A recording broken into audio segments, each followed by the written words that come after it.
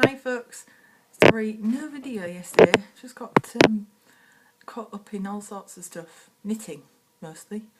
I'm knitting some leg warmers, done some leg warmers for my roller derby, which is Death Row Hull. I wouldn't have minded to skate with the Hull Angel roller dames because my friend Katie skates with them, but they skate on a Thursday night and I have to do karate on Thursday nights, so that was kind of out of it. But I just want to learn how to skate really. It's not really about which club I want to skate with, it's just about wanting to learn how to roller skate. I'm not really very good. I was okay on junior skates, but I was never very good on senior skates when you got to have the ball bearings inside, and I was never very good at that. So I haven't really skated as a young one. So kind of taking it up now. I always wanted to learn how to roller skate, and it is probably something that's going to be really good for my balance. So I probably should mention that really. A lot of things about. So I mentioned my bad back, and I mentioned that's like right hypochondriac. I mentioned about my bad back, and I've mentioned about my mental issues. I've also got right vestibular weakness. Right vestibular weakness, which is basically my right side balance mechanism doesn't quite work as it should. I used to get spinning attacks, a bit like the attacks that you get with benign paroxysmal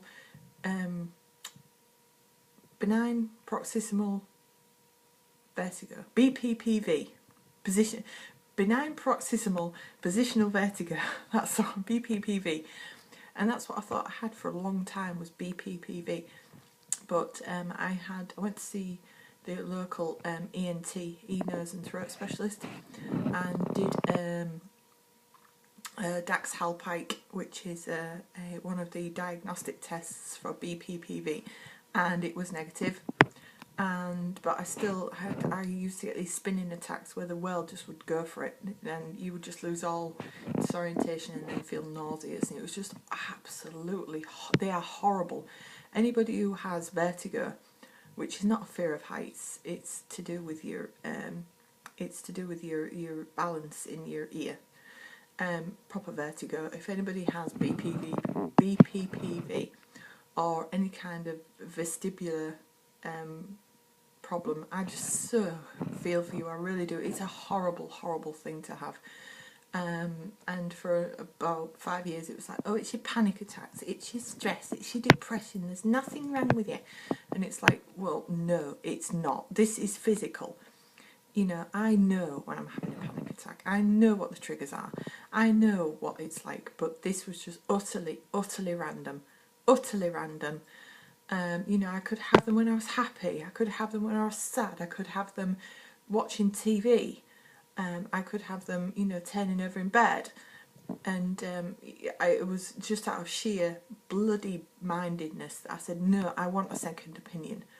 So I said, oh, right then, I'll send it to this other person, but I don't think it's going to be any use. And they did one test. Basically, I closed my eyes, I put my arms out, and I stamped on the spot for like 30 seconds.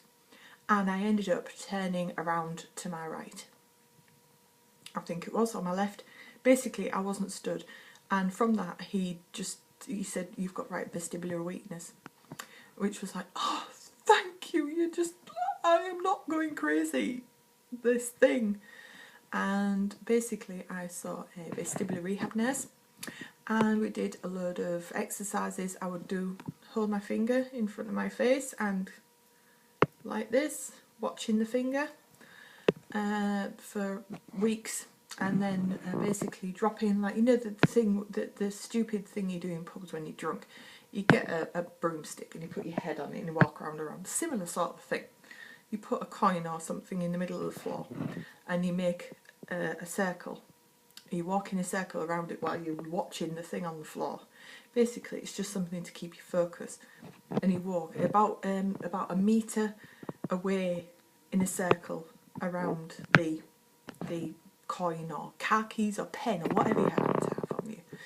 And then you do it 10 times going clockwise and 10 times going anti-clock. And then we did something else where I would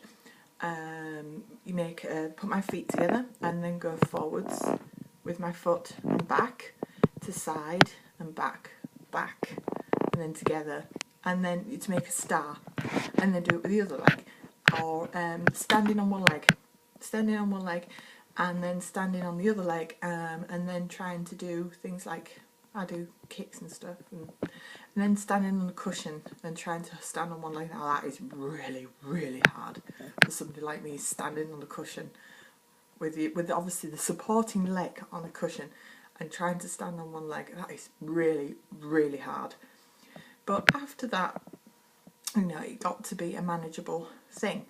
Now these episodes do still happen, but they're momentary. They're like that, where I would feel a sensation of falling. If you think the sensation of going down in a lift, the first sort of moment that you start, but amplify that about 10 times, that's sort of a falling, and it's just momentary and then it's fine. I don't tend to have the world spinning around sensations very much anymore, so it's manageable. I still get, I still have a very big fear of it, very, very afraid that it might happen when I'm driving or something like that, but they assure me that this is not, I've got it under control now, and it's just not.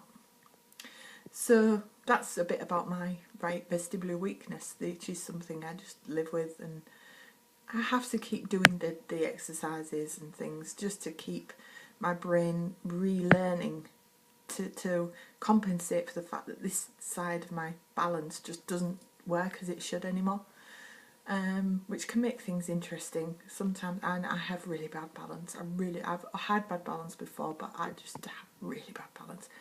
But the skating seems to help. And when I told my vestibular rehab nurse I'd started skating, she said, "Oh, I'm so proud. Oh, I'm so proud of you." So at least I'm trying to do positive things, and sometimes it affects my karate and stuff. But I just say, well, if I randomly trip over and fall over, just laugh at me. I'll get up when I'm ready.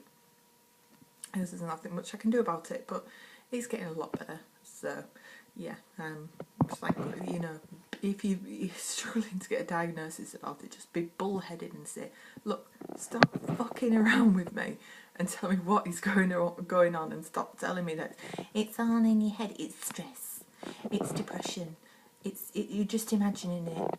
No, because sometimes you just aren't, and it takes that one little out of the box thing or something somebody else hasn't thought of for you to find out. So thank you, Jo, my rehab nurse, for getting me sorted. So that's my rant for today. So see you tomorrow, chickies. Take care, everybody. Bye bye. Nighty night.